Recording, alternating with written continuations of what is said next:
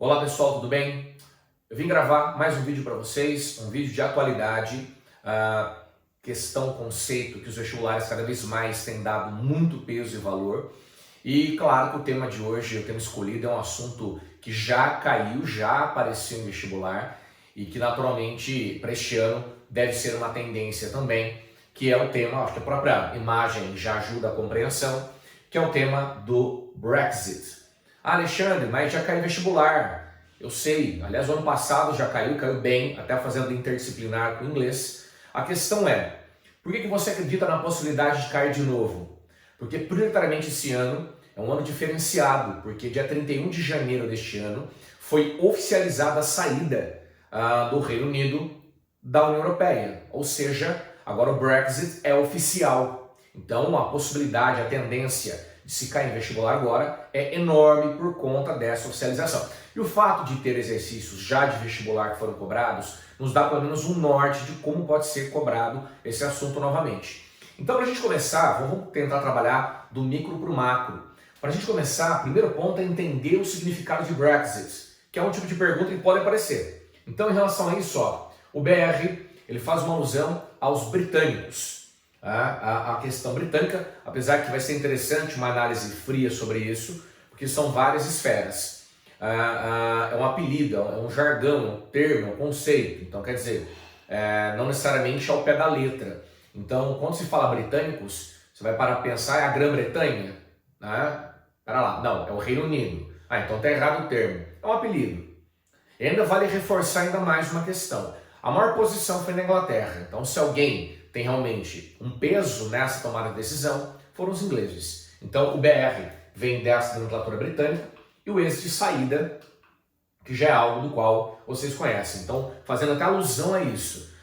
É a saída da Grã-Bretanha, Alexandre, da União Europeia? Calma. Aqui vai ficar claro para vocês entenderem o mapa da Europa, e aqui você percebe exatamente quem vai ser desligado ou não. Reparem que aqui você tem Inglaterra, você tem para cá País de Gales, aqui você tem Escócia e Irlanda do Norte. Todos sairão, todos. Esse é o Reino Unido, então ele sairá da União Europeia. Por que a República da Irlanda, ou também conhecida Irlanda do Sul, não faz parte do complexo? Na verdade, é um país independente desde o começo do século XX, então não tem ligação nenhuma com eles de fato. Então é importante você ter essa dimensão. Você acha relevante eu saber esse tipo de informação? 100%. Até porque, se nós pensarmos, a SpaceX não é um vestibular comum, mas só para vocês terem entendimento, não foi o único a cobrar isso. Brexit é uma abreviação para Brexit. Exit, que é a saída britânica na tradução literal para o português. Esse é o termo mais comumente usado quando se refere à decisão do Reino Unido de deixar a União Europeia.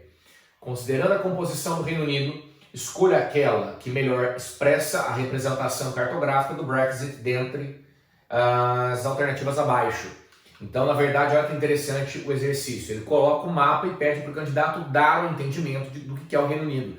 Então, você tem que entender que o Reino Unido é Inglaterra, Escócia, País de Gales, Irlanda do Norte, a Irlanda do Sul ou República da Irlanda não faz parte. Portanto, a alternativa que melhor se enquadra é a alternativa A. Tudo bem? Que aí você tem, mais uma vez, Escócia, Inglaterra, País de Gales, Irlanda do Norte, exceto a República da Irlanda. Então, é um tipo de informação que você já tem que saber. É importante.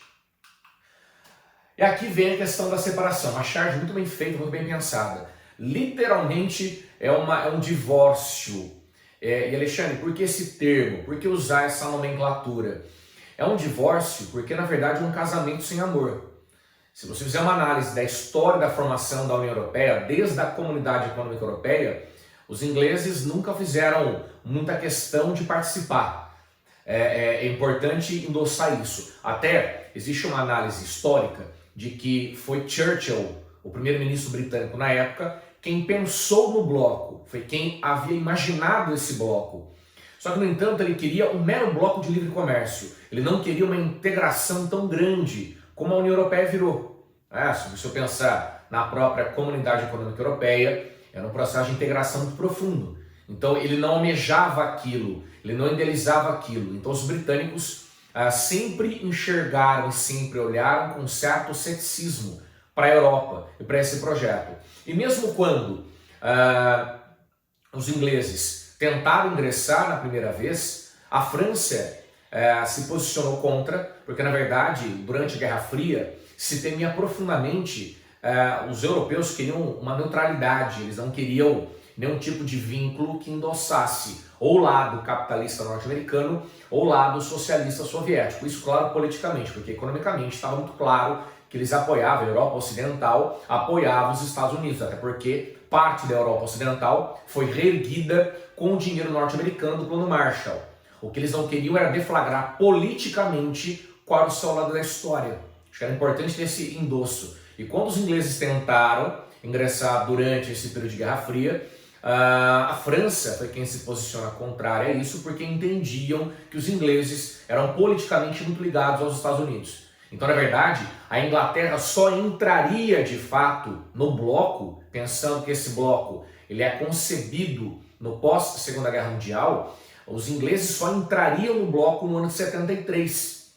Então, vale ressaltar que os britânicos nunca se engajaram tanto em relação a esse projeto de integração, esse projeto de unificação europeia. Então, assim, a separação ela é possível, Alexandre? Sim, ela é possível. Tem uma lei dentro da União Europeia, do tratado, a saída da União Europeia, da União, é um direito dos Estados-membros, segundo o Tratado da União Europeia, artigo 50. Qualquer Estado-membro pode decidir, em conformidade com as respectivas normas constitucionais, retirar-se da União.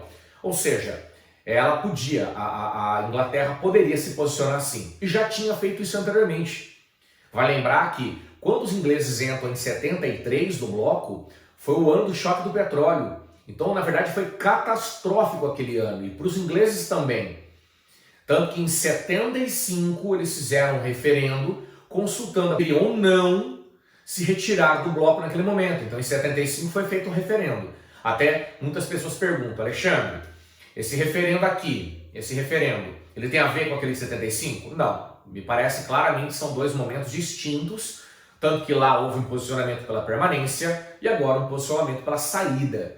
Então é importante endossar que os ingleses poderiam de fato fazer isso. E aí, o referendo foi marcado para o dia 23 de junho de 16. Ou seja, se nós pensarmos que foi aprovado só em janeiro agora, então foram 3 anos e meio de tortura na Inglaterra em especial, no Reino Unido como um todo, mas na Inglaterra em especial, 3 anos e meio de muita tortura, até se concluir essa saída. E só lembrando que foi oficializado dia 31 de janeiro desse ano, e agora tem um período de transição que vai até dezembro deste ano. Então esse ano inteiro agora é uma transição em relação a essa saída. E aí é o seguinte, muitos têm me perguntado, Alexandre, você falou que possivelmente o que está acontecendo agora não tem ligação com o que aconteceu em 75. E por que você acha que talvez isso não tenha ligação? O que você enxerga como uma premissa?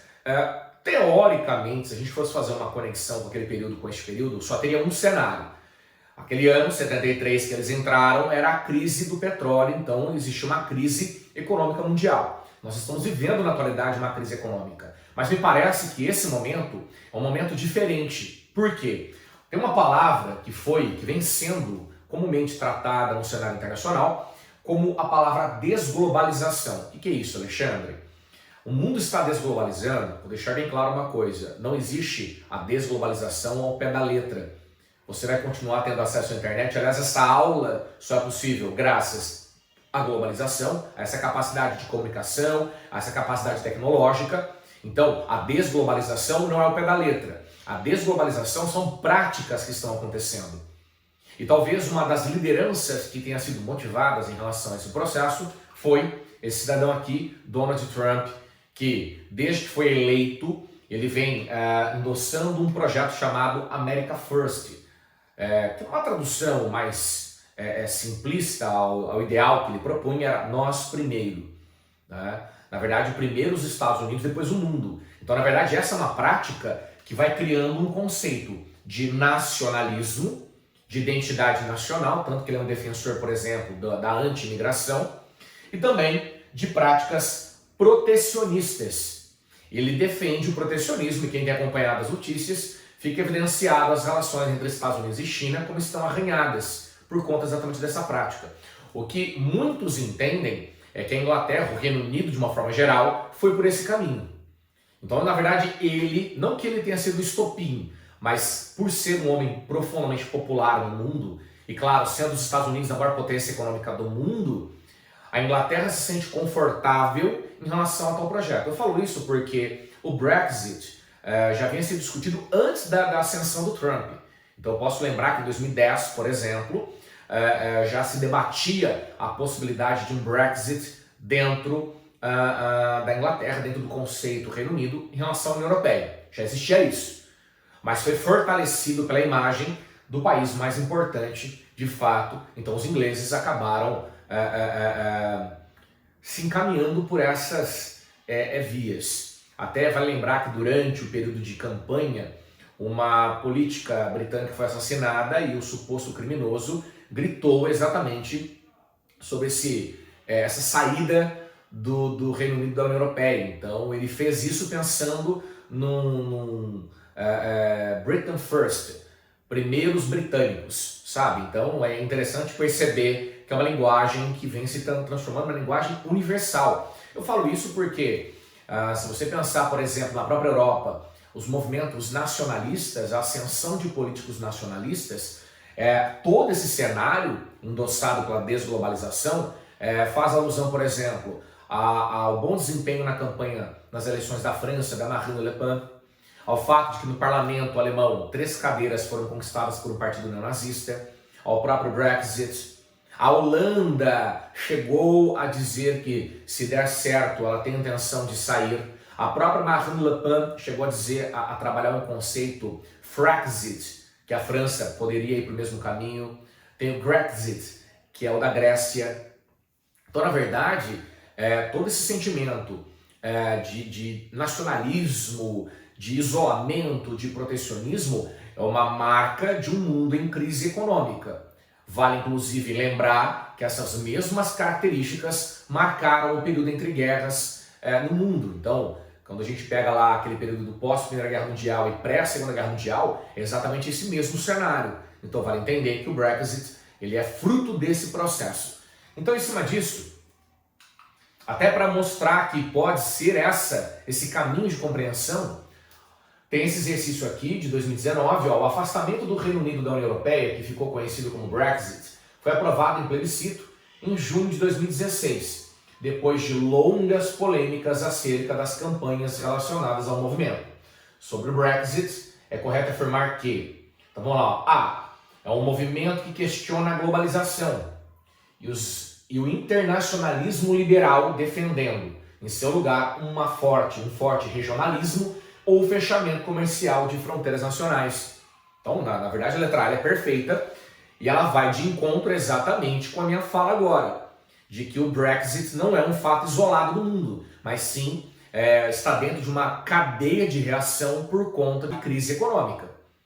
Então, até dando uma dica para vocês, leia mais sobre a conferência de Bretton Woods, de 44. Aquela conferência, inclusive, foi realizada para acabar com medidas protecionistas como estas. Então é legal fazer um paralelo com o passado e ao pós-guerra, o conceito de Segunda Guerra Mundial. Tá? Quem que é esse cidadão aqui? Quem que é esse cara? Esse cara é o David Cameron, o primeiro-ministro britânico na época, do Partido Conservador, e talvez muitos possam dar alusão à saída, à atitude dele. Ele era contrário, de fato, à permanência dos ingleses do Reino Unido na União Europeia. Ele é membro do Partido Conservador, fato. Agora, ele não era tão a favor da saída, não. Não era tão a favor. Na verdade, há uma corrente que liga ao Brexit ter sido lançado no governo dele muito mais por uma troca política. Ele queria se reeleger e a sua reeleição só seria possível se ele de fato levantasse esse conceito, levantasse esse tema. Na verdade, uma ala muito forte dos partidos conservadores exigia essa postura dele. Então ele acabou fazendo e deixou claro. Ele trabalhou fortemente em relação ao Brexit, mas deixou claro que não era o caminho mais adequado. E a hora que o resultado que saiu foi este, a cara dele muda automaticamente. Por que, Alexandre? Porque ele disse que se o Brexit fosse oficializado, ele deixaria o cargo. Então, na verdade, o David Cameron iria sair do cargo de primeiro-ministro. E assim o fez. Então, por isso a cara dele muda e o resultado assustador. A saída ganhou com 51,8%, em detrimento da permanência, 48,12%. Perceba que a diferença é uma diferença, 17.410.000 pela saída, 16.141.000 pela permanência. Se você pegar o prognóstico dos dias anteriores, não existia de maneira assertiva quem ganharia, até porque um dia antes tinham feito uma análise e a permanência estava à frente. Então é assustador que foi assim, uma decisão, e muitos acreditam que o método utilizado do Brexit tenha sido exatamente o cunho das redes sociais, que foi o mesmo método do Trump em relação à sua eleição. Usar dos indecisos, trabalhar em cima dos indecisos dentro das redes sociais. Então foi isso de fato que eles acabaram fazendo e trabalhando. Portanto, é um cenário bastante interessante de avaliação. Mas é legal também olhar em relação a essa saída ou permanência, como foi a votação. Acho que é legal fazer esse endosso. Porque olha só, em amarelo quem queria ficar, em azul quem queria sair. Quando você olha esse mapa, a primeira informação que fica muito clara. A Escócia, 100%, tudo bem que deixando muito claro que não foi uma votação de 100%, mas pela imagem da totalidade, foi o país que o maior número de permanência foi escolhido. Então, perceba que a Escócia majoritariamente queria ficar. Quando você pega, por exemplo, o País de Gales, que é essa parte aqui, País de Gales está dividido, mas a saída prevaleceu. Só que você pega cidades importantes como Cardiff, lá prevaleceu ficar. E aí eu começo a levantar uma ideia com vocês. Aí você pega, por exemplo, Irlanda do Norte. Aliás, essa divisão aqui, para mim, é a divisão mais clara, porque essa divisão da Irlanda do Norte mostra aqueles que são da parte oriental, que apoiam a Inglaterra, e da parte ocidental, que já são contra a Inglaterra. Então, quer dizer, aqui quem quer permanecer, seguindo a filosofia de Londres, e aqui aqueles que querem sair, seguindo uma tendência meio nacionalista, histórica. E aí a Inglaterra, que a totalidade foi pela saída. Nossa, mas foi tão apertada as eleições, Alexandre? Como assim a imagem mostra muito mais a saída do que a permanência? E aí eu queria deixar com vocês, qual o ponto de equilíbrio disso? Essa região aqui, que pega a grande Londres. A questão é, se você fizer a análise das cidades mais importantes, as cidades de mais expressão, Londres, Cardiff, como eu falei para vocês, foram cidades que votaram pela permanência, ou seja, grandes centros urbanos, grandes cidades, capitais, que são cidades mais globalizadas, são mais cosmopolitas, não têm essa identidade nacional, pertencem ao mundo, resolveram que queriam ficar. Quem que vota pela saída? Mais o interior. Aqueles que têm aquele saudosismo ao Império Britânico, ao momento em que os britânicos eram muito mais fortes no mundo.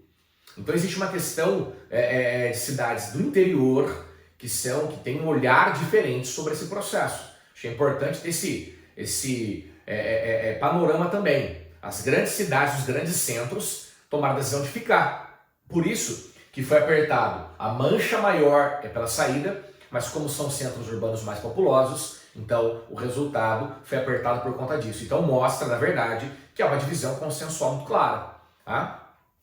E aí é o seguinte, em cima desse aspecto, tem alguns roteiros aqui importantes na minha cabeça. Vai lembrar que o custo dessa saída vai ser muito alto. E por que vai ser muito alto? A Escócia é um grande exemplo disso. A Escócia, em 2014, vocês devem se lembrar que ela fez um plebiscito pela saída do Reino Unido. E foi uma permanência apertadíssima. Então, assim, uma Escócia que queria ficar e foi obrigada a sair, o preço vai ser muito alto a se pagar. Então aqui, uma pesquisa que me chamou bastante atenção. Pesquisa mostra relação entre votos e faixa etária para a permanência na União Europeia. 72% dos votos pela permanência foram de pessoas de 18 a 24 anos, portanto jovens queriam permanecer. E 34% dos votos, aí eu somo mais os 38% ali, que já tem uma classe de idosos muito grande, queriam sair, e é exatamente aquela galera do saudosismo britânico, do Império Britânico. Então perceba, na verdade, que não foi uma escolha racional a economia, foi uma escolha profundamente política e histórica. Então aqui, ó, vamos pensar quais são as justificativas do Brexit. Então, o que eles justificaram? O que ficou alinhado como justificativa para isso? Por que nós queremos sair? Na minha cabeça, essa é uma pergunta bem clássica. Por que eu quero sair? Então, ó, algumas das justificativas iniciais. A autonomia para negociar com outros blocos e países. Na verdade, vou deixar muito claro para vocês isso. O problema maior da Inglaterra se chama Angela Merkel. O grande problema é que os britânicos andam muito céticos sobre esse controle que a Alemanha tem sobre a União Europeia. E a Alemanha, ela impõe muita regra. A Alemanha, ela impõe muita regulamentação. E os britânicos queriam um pouco mais de autonomia e direitos em relação a esse excesso de regras. Até vale lembrar que, por mais que o Brexit seja uma crítica ao liberalismo, vale lembrar que esse excesso de regras vai contra a liberdade. Então, quer dizer, eu sou a favor do Brexit, que é algo contra o liberalismo, mas estou fugindo de um bloco que tem regras que impõem uma restrição à liberdade. Então, quer dizer, é uma fala contraditória? Na verdade, não é. A frase em si não está contraditória, mas o resultado final ficaria. Então, o que os britânicos entendem é que eu preciso buscar mais caminhos e não apenas a Europa. O que vale lembrar, depois eu vou mostrar alguns números, de que a dependência dos britânicos à Europa é muito grande.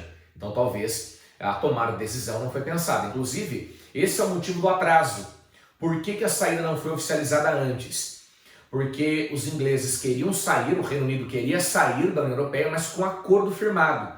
Eles queriam estabelecer um acordo que fosse vantajoso para os dois. Ou seja, os ingleses não queriam uma separação, um divórcio em litígio. Eles queriam continuar mantendo relações comerciais com a União Europeia, por isso que demorou tanto. Isso também, por exemplo, custou a cabeça da Theresa May, até então primeira-ministra britânica, que substituía o David Cameron. Então é importante perceber isso, é importante refletir profundamente sobre esse processo. E foi o que deu a vitória, por exemplo, para Boris Johnson, que era a favor do Brexit. Então o acordo entre Inglaterra e União Europeia foi o que trouxe a demora para a oficialização da saída.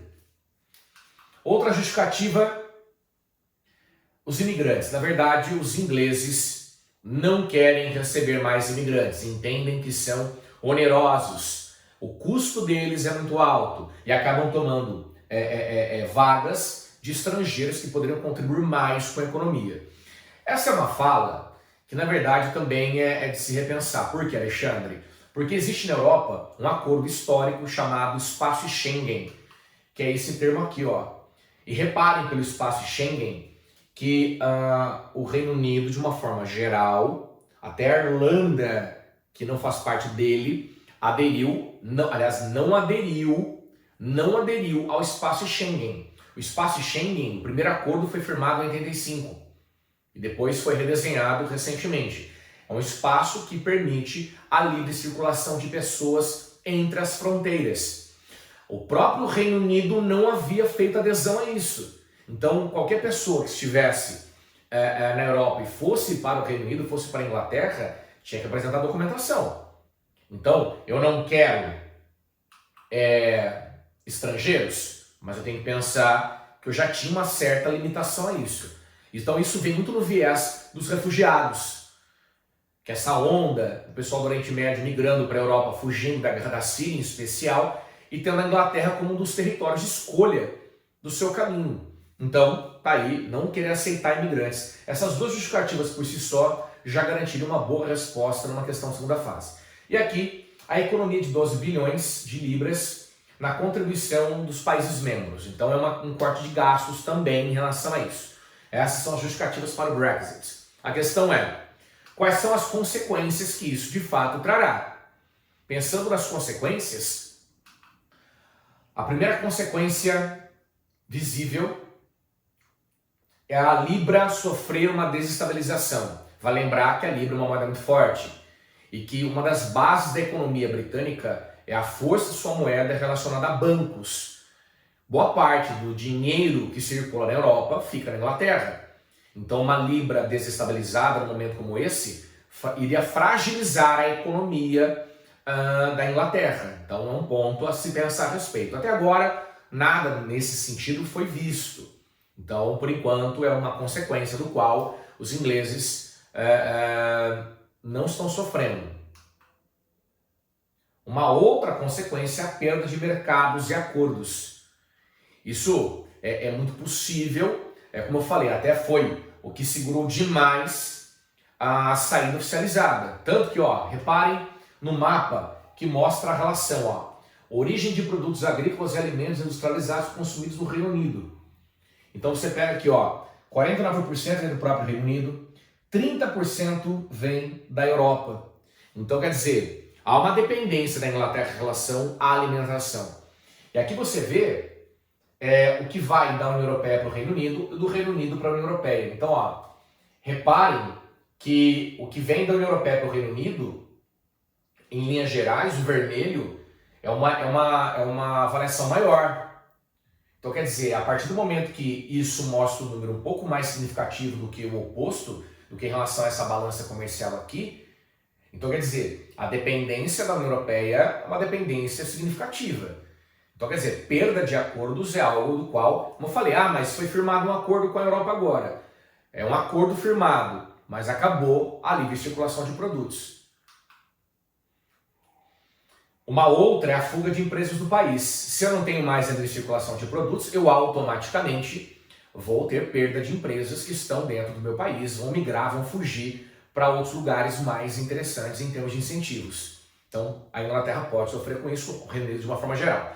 Tanto que isso é verdade, que talvez uma das consequências mais significativas tenha sido a possibilidade de movimentos separatistas acontecerem. Como assim, Alexandre?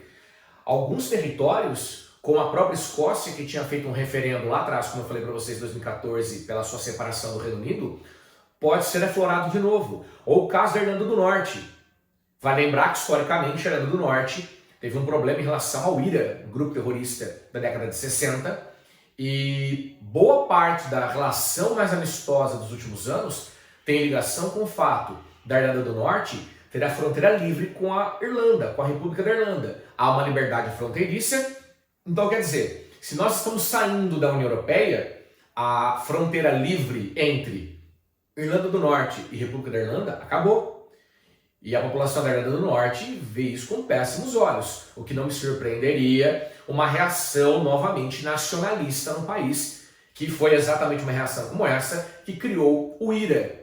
Então reparem que os ingleses passarão aperto em relação a esses movimentos separatistas, fruto de perdas econômicas. O que eu acredito que a Escócia vai ser o primeiro caso, porque é um país bem desenvolvido.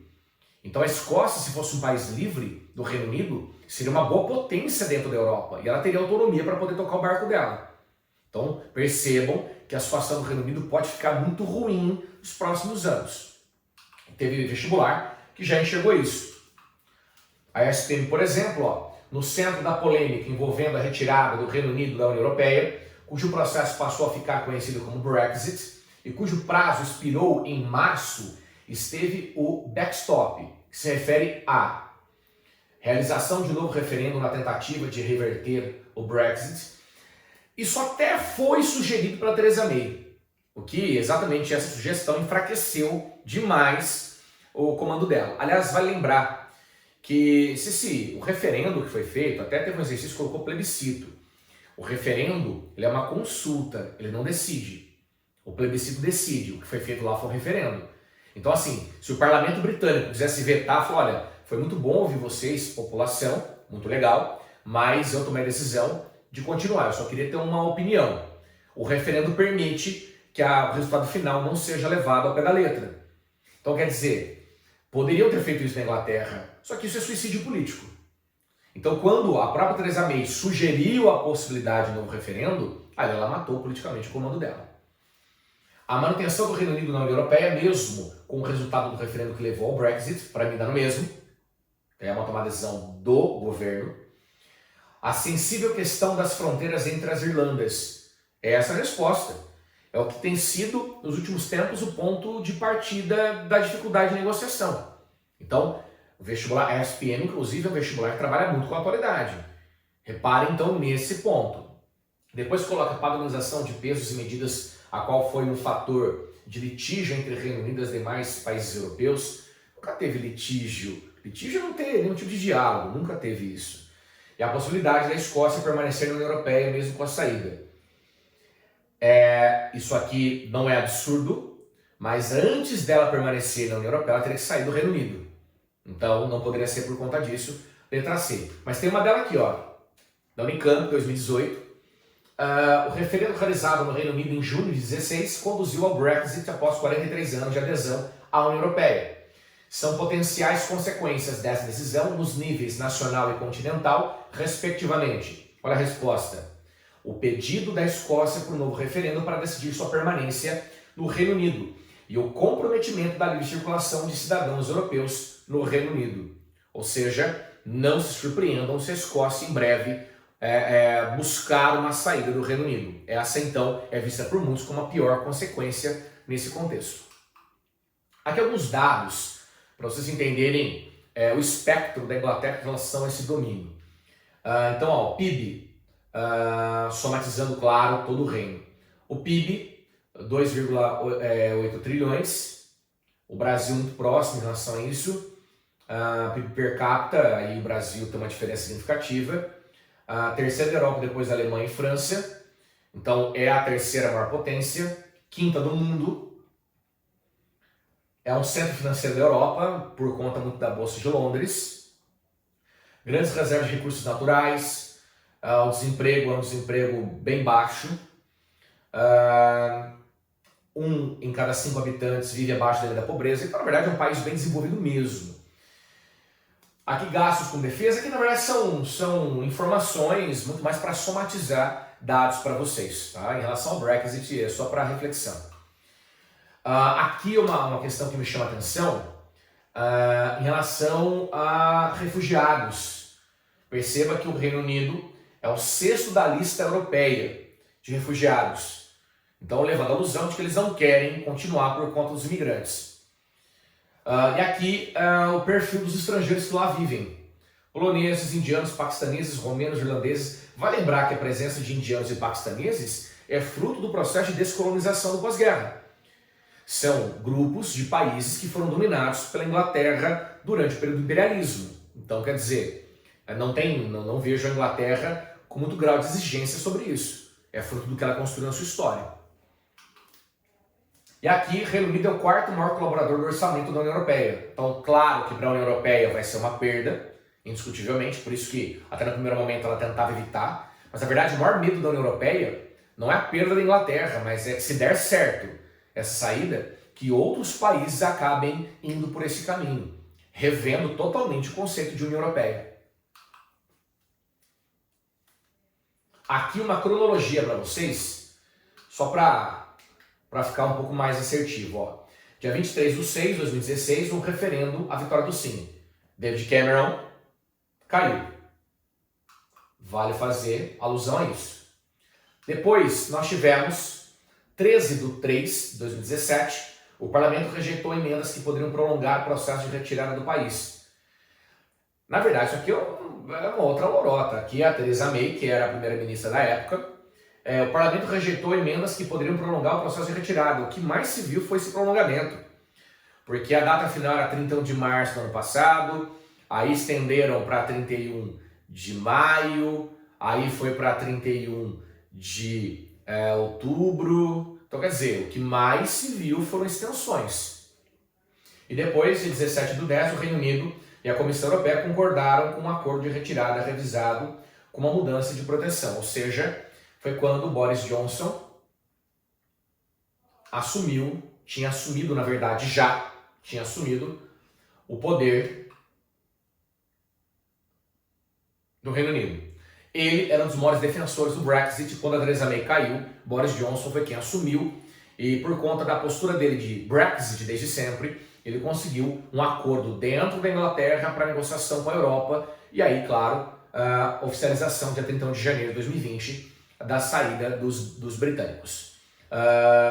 Um fechamento legal para vocês no exercício da FUVEST, bem interessante, que ele coloca, ó, as origens da oposição dos britânicos à União Europeia, que estão na justificativa do Brexit, remontam ao fato de que, historicamente, eles nunca abraçaram a identidade europeia.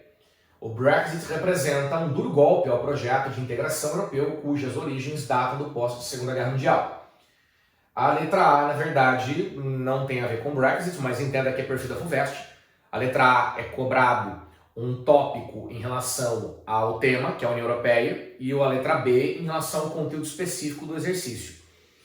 Então a letra B nos interessa. Aponte um motivo de ordem econômica e outro de ordem social relacionados ao interesse dos britânicos na saída. Ué, o de ordem social é a chegada dos imigrantes, dos refugiados, eu não quero mais. E de ordem econômica é a dificuldade que os ingleses têm de negociar com outros, porque vivem num bloco lotado de regras. Tudo bem, galera, é isso. Se atentem ao tema, é um tema muito bom, apesar de ser um tema já discutido anteriormente. É um tema muito bom e certamente, fatalmente, poderá aparecer nos vestibulares deste ano, ok? Até breve para vocês, um forte abraço, tchau!